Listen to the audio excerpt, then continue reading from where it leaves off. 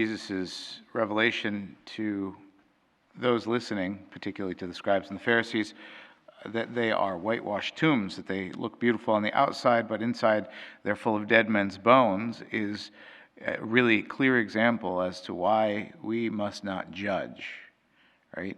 And as I've said before so many times, when we hear that, don't judge, or thou shalt not judge, or don't judge lest ye be judged, we almost always think of that in the negative. Right? Don't judge somebody's intentions as being bad. Don't judge somebody as being bad because they do a bad thing, right? But that's only one half of the coin, right? Don't judge negatively. Don't just assume that because somebody's done something bad that they've committed some grave sin or they're a terrible person. But also don't assume that because someone does something well or appears to be a good person that they're a good person, right? All judgment is for the Lord. Think of the number of Jews who walk around and see these scribes and Pharisees and think, gosh, what a bunch of good guys they are. And yet they're whitewashed tombs. The Lord Jesus, who knows consciences, can rightly judge. So it's important for us simply to love a person because they are a person, to take care of a person because they are a person, to try to lead them to Christ because they're a person, and not worry so much about whether or not they're worthy or whether they are or are not worthy. Similarly, when someone dies, don't assume that because you think they're a good guy that they're okay, that they're safe, that they're on their way to heaven, right? Because they might not be. And it might be our prayers that assist them in whatever capacity our prayers assist the dead. We know that they do, we just don't exactly know how. A person who thinks that someone who has died, who's a good person and must be in heaven, stops praying for that person. That's a horrible injustice, right? We should pray for the dead until the church proclaims them a saint, right? Now, the church doesn't proclaim everybody who's in heaven a saint, but only those who reveal themselves through miracles and answers to prayers, which is a wonderful thing. We're very grateful for that. Just because the church doesn't declare somebody a saint doesn't mean they're not in heaven or not going to heaven. We just don't know. There's so much we don't know. What we do know, what we know well enough is our own conscience. Of course, Paul corrects me on that, right? He says, I don't even hold myself accountable. I don't even judge myself. I don't have anything on my conscience, but I don't know, right? All we can do is trust in the Lord. But that's what it comes down to for us, is to say, okay, how sincerely am I living the faith, right? When I stand up here with y'all and I say, I confess to Almighty God and to you, my brothers and sisters, that I've greatly sinned, do you think I'm just making that up? I mean, do you think I'm just saying it ritualistically? I mean, you may, and to be fair, I may be doing that, but I'm telling you right now, I'm not. Right? And it does people a lot of damage. And I'm not speaking specifically of myself here, although I have done this damage to people before. It does a lot of damage when we judge someone so positively, when we put them on such a pedestal, when we admire them so much, and stop looking past them to Jesus, but stop at them, that when they mess up, it's a terrible scandal. It hurts us very badly, right? Fathers of families do this. Mothers, if families do this to their children. Priests do this to their people, right? Bishops to their people. It's not intentional. It usually happens out of selfishness, right? A selfish desire that we drive towards recklessly to the exclusion of how it's going to hurt other people. Right? That's not a gravely malicious thing, but it does hurt people very badly. So it's important for us to not judge someone, to not look at someone and say, man, they are a really good person. But to put a caveat on that and to remember that person is setting a good example. They're projecting a good example to follow. That's a good thing, right? True wisdom doesn't lie in being really smart. True wisdom lies in following one's own smartness, right? And it's one thing to be able to stand up and tell people a lot of true things. It's an entirely other thing to follow those true things oneself, right? Look at counselors or therapists. Look at doctors who are overweight and smoke, right? They're going to stand there and tell you you need to exercise. Get out. Right? Yeah, priests who stand up and maybe say just enough true things to sort of get by, but themselves are empty. They don't pray. They don't fulfill their commitments that they've made.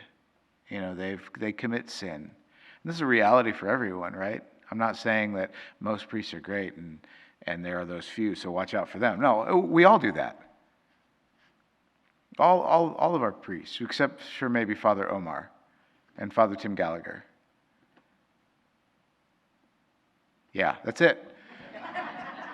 Right? Right? All the rest of us. Jesus could just as easily walk in here and say, Michael, you whitewashed tomb.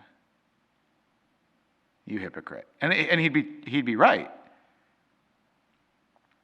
Right? Now that I don't feel abandoned or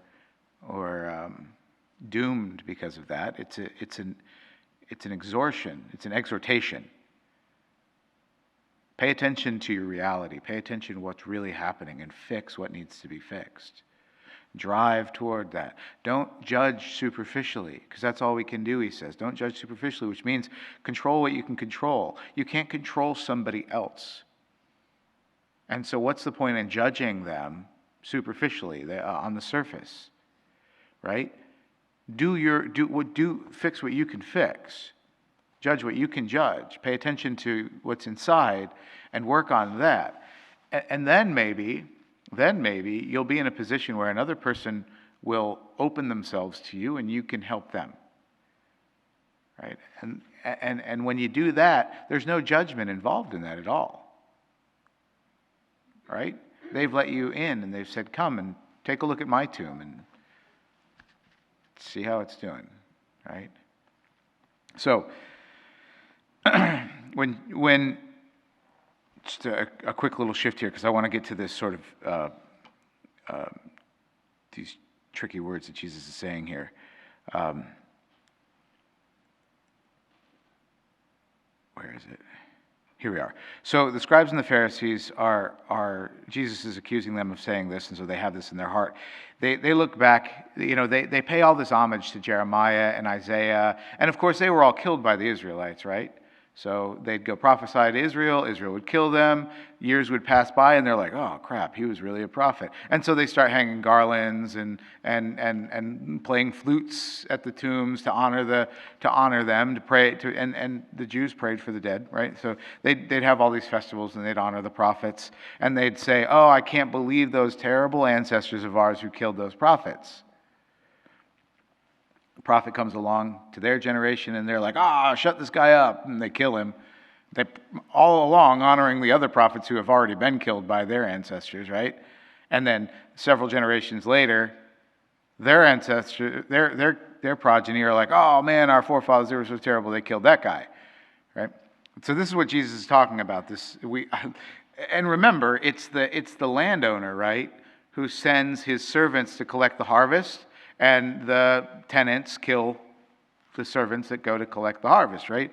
So, and what's he say to them? He says, I'm going to take this away from you and give it to one who will give me my harvest in due season. So, this is what he says. You adorn the memorials of the righteous, and you say, if we had lived in the days of our ancestors, we would not have joined them in shedding the prophets' blood. This is a really important thing to consider. St. Paul has a great phrase that I repeat as a mantra in my prayer. There but for the grace of God go I. I live here in this time, in this place, with this education, with this shoddy level of virtue that I'm still grateful for, all through the grace of God. I could have been born to a mother addicted to crack, and a father who beat me and my mom living in a tenant apartment and selling drugs or being a lookout to make a little money at 5 years old. That could have been my lot. How can I stand here with what I have, who I am, because it was gifted to me, and say of that person, I would never do that. Look at how they live. I would never live that way.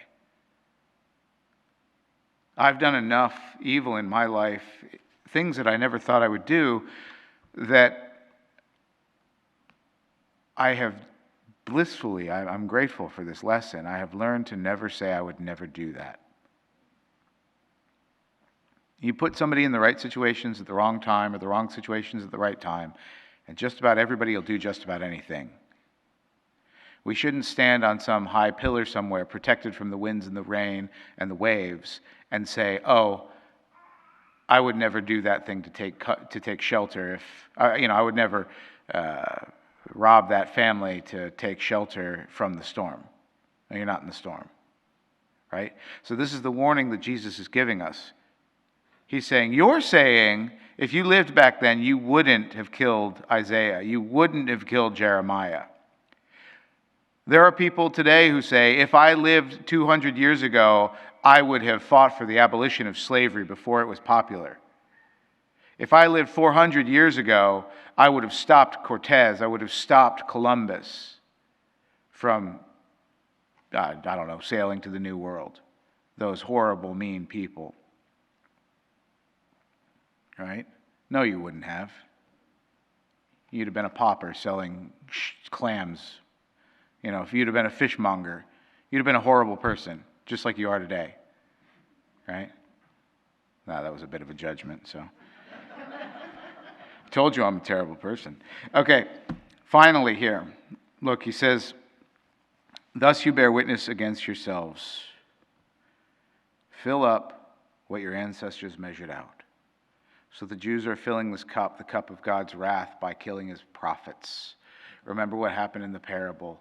Finally, when he had no more servants to send, he sent his own son, thinking, surely they will respect my son. And they said, look, here is the heir. Let us kill him and take possession for ourselves.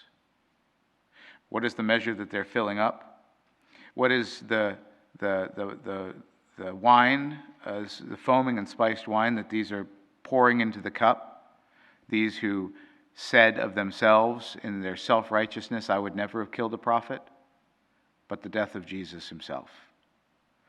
Oh, you say you wouldn't have killed Isaiah. You say you wouldn't have killed Jeremiah. But here you are. You are going to kill me, the greatest of all. So don't judge. Don't judge your ancestors for the crimes that you think you'd never commit. You're going to do worse than them.